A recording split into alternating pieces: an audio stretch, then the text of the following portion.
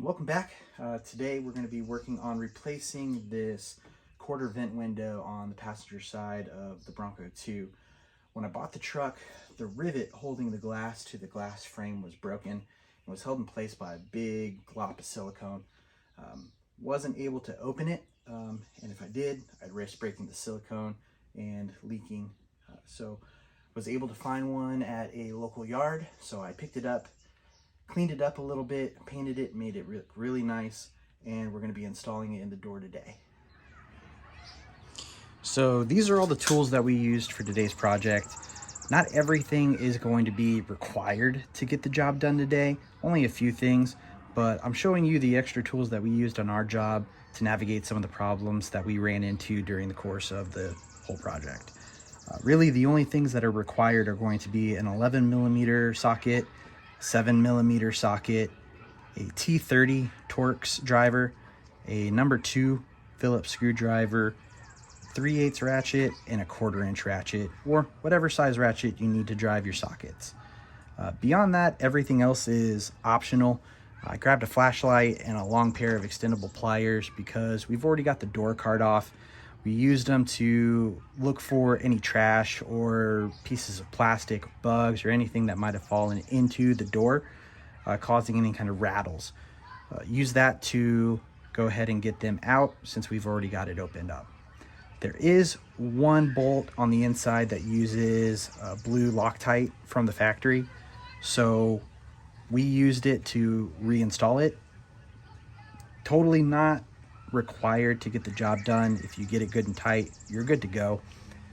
A small extension will help if you need to get around the mirror. If you have any problems moving the mirror out of the way, an extension can help you get around that. The screws on the mirror sometimes will corrode, so we used a M6 by 1.0 tap and WD-40 as a lubricant to chase those threads and clean them up before we reassembled everything back, since we already had the screws off. And the last thing that we had was a small hammer. A couple of the drives on the screws that held the mirror to the door were less than ideal, so we used our socket and tapped them in with the hammer to be able to break them loose and unscrew them the rest of the way out.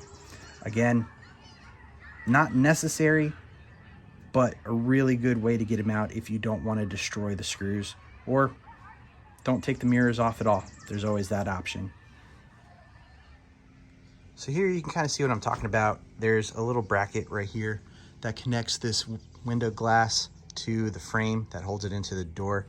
There's supposed to be a rivet right here, but you can tell it's broken off, so that when I open the glass,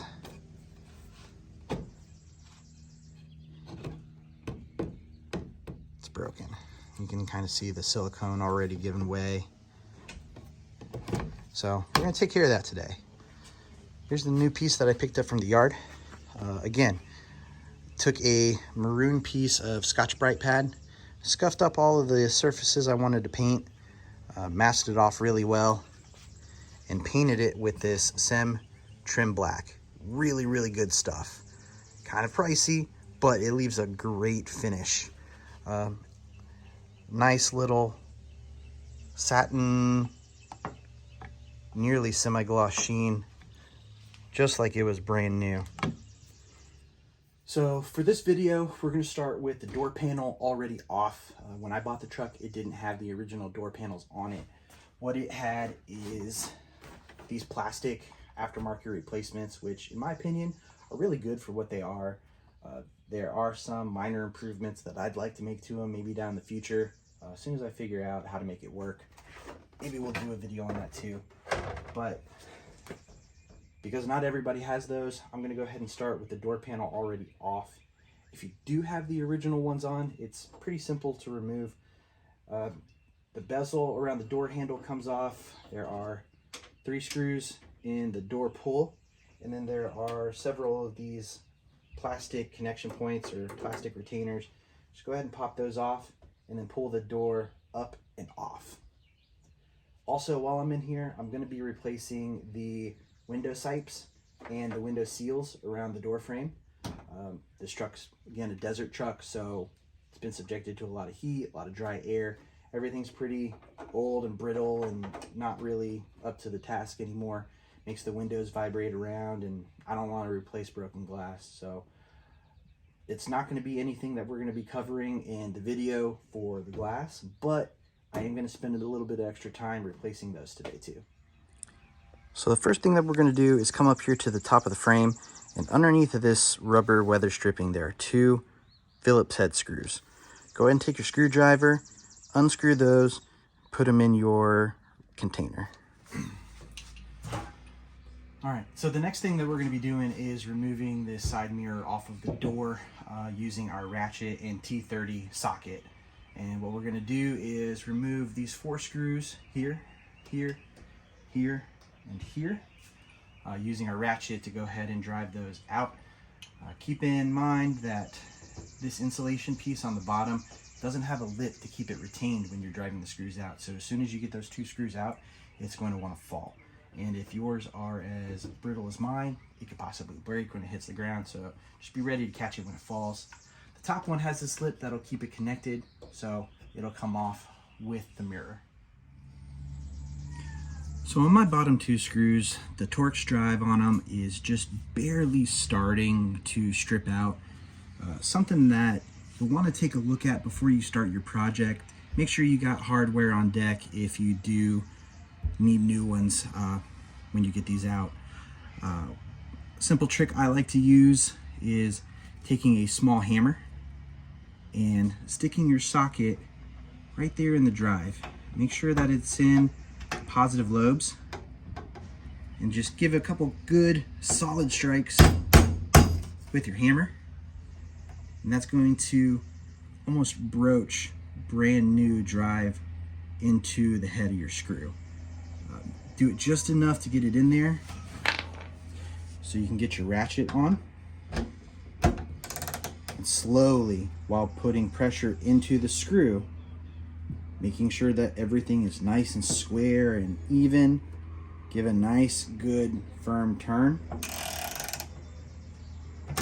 and you'll be able to slowly walk that screw back out.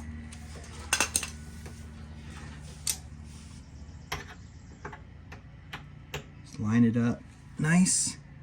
Give it a couple good solid strikes until it can kind of sit in that screw on its own.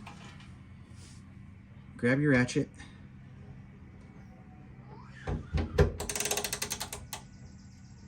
Give it a firm twist.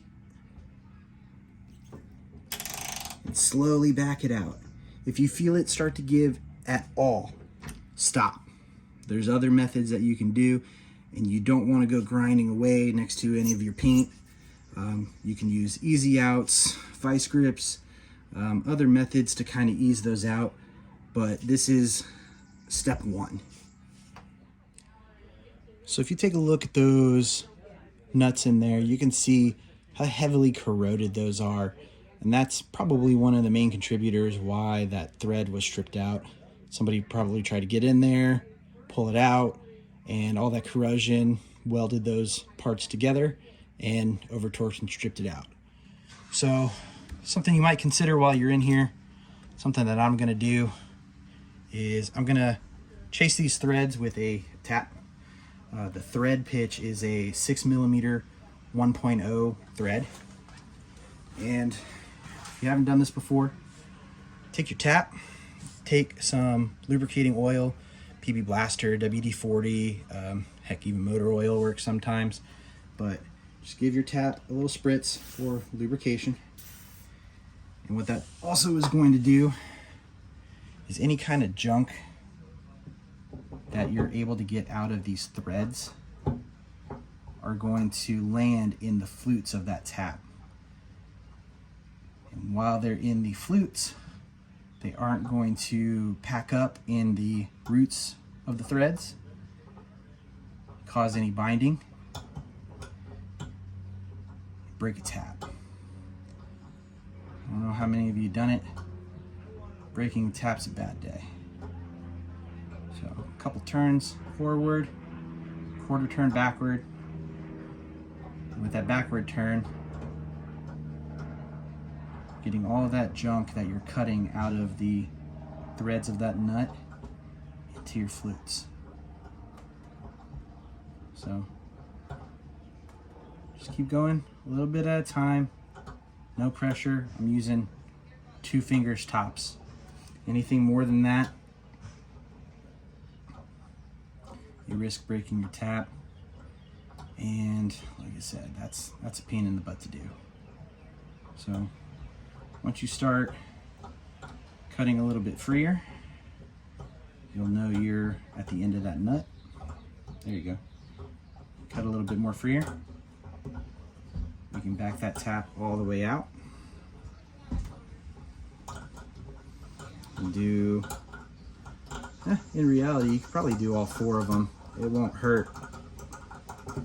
But you can see, I don't know if you can see all the garbage that we pulled out of those threads. So if you're gonna go get new bolts, I highly recommend this step. Again, it's not necessary, but makes it a lot easier when you reassemble. All right, we're done chasing all 4 of those 6mm threads. Something, again, I highly recommend that you do. That is all the trash that we pulled out of those threads. And if you do it, I promise you, driving those screws back in once the project's complete, it's gonna be a heck of a lot easier. Just go ahead and take the time to get it done. It's already right here, ready to go. So the next thing we're gonna do is we're gonna remove this little screw here that was hiding underneath that plastic insulation piece.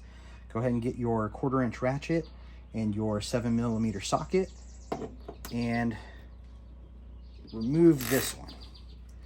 You're gonna wanna be careful. Again, apply pressure into the door.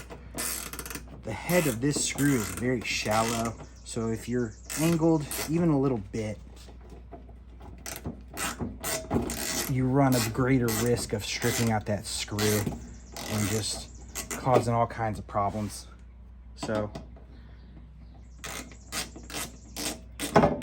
once it's loose, go ahead and grab your screw, put it in your container tray. So the last screw that we got to remove is this one right here. What you're going to need is your 3/8 ratchet and your 11mm socket. Go ahead and carefully, once it's broken free, go ahead and drive that one all the way out.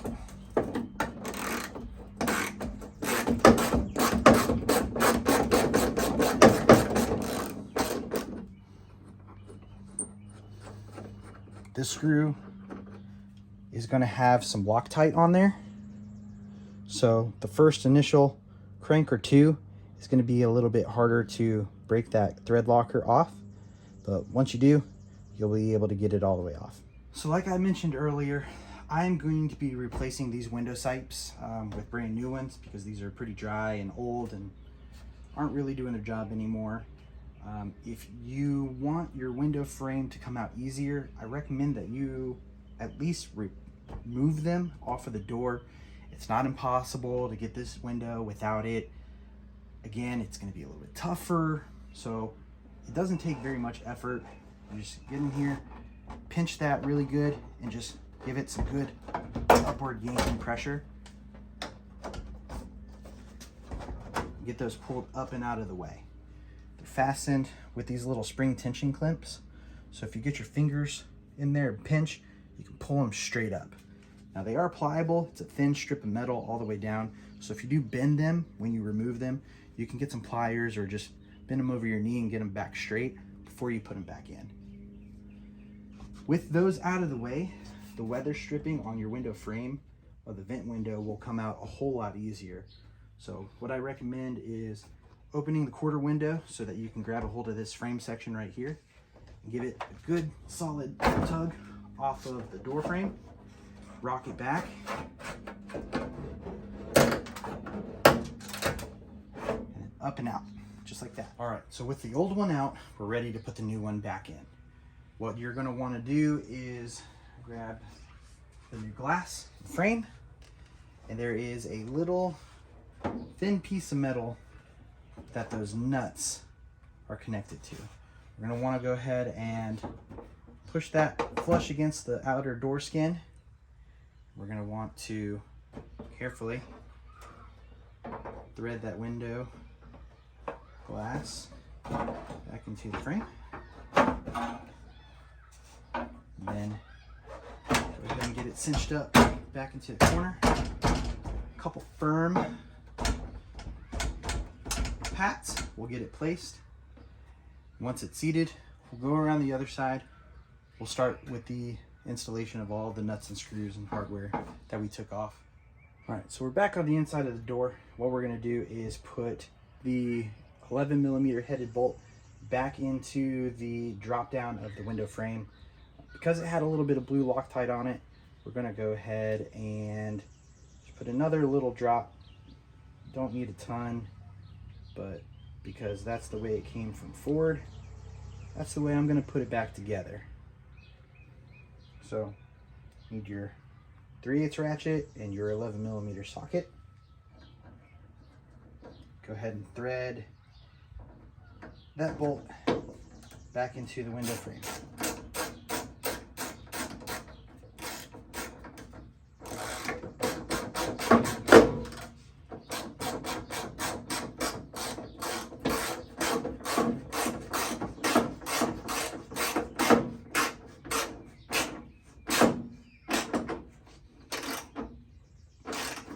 Crank it, make sure it's good and tight. All right, so the next thing we're going to do is put the sheet metal screw back into the middle hole in this metal bracket. So just reach in here, get that metal bracket flush up against the skin of the door, and we can get it kind of finger tight to start, and come back in with your 1/4 inch ratchet and 7mm socket. And we can get that reinstalled, just like that. All right, so for this next part, we're gonna take the insulation piece, the mirror, and 2 of the mirror screws. We're gonna get it started back on the door here with our 3/8 ratchet and T30 Torx socket. I picked the 2 screws with the best looking drives because that is something that you'll be able to see every time you get into the truck or every time you walk past the truck. So you don't want your worst looking screws in the most visible place if you can help it. So what we'll do is we'll kind of just get those started and in place. And let that lean, and we're gonna go get the insulation piece for the bottom of the bracket. So the bottom insulation piece is gonna come in from the underside, just like that. Make sure that it sits flush. Grab 2 new screws that I also picked up from the yard with this window, and you can go ahead and get those started.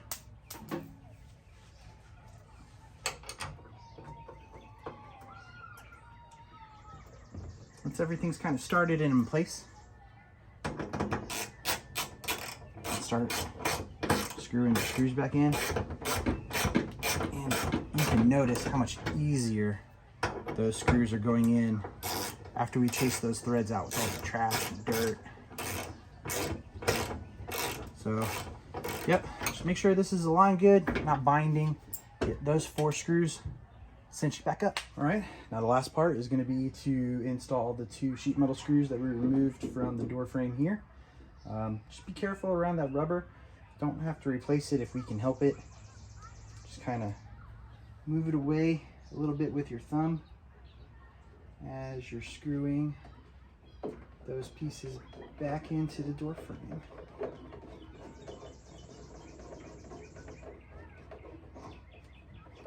Again, just tight enough. Not looking to over torque anything or strip anything out.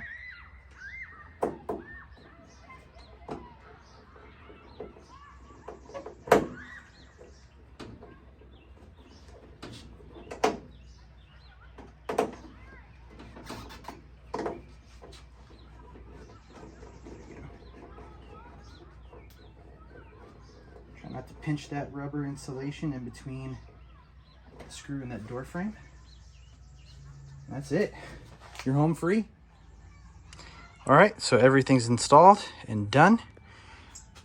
Last thing you want to check is make sure all of this rubber molding is not folded or creased or pinched or bound or anything like that. Want to make sure it's nice and flat. Make sure that window operates just like it should. If it doesn't, put a little bit of oil there on that spring back here behind that nut.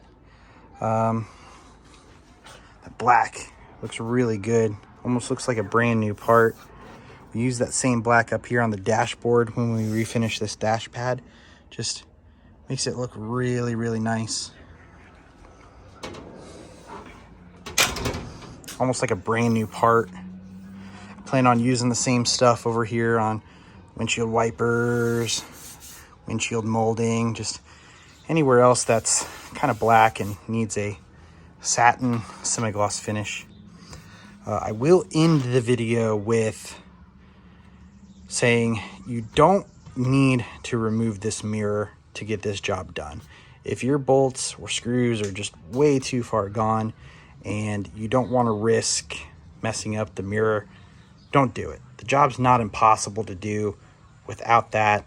We did it today because it's just nice to get it up and out of the way.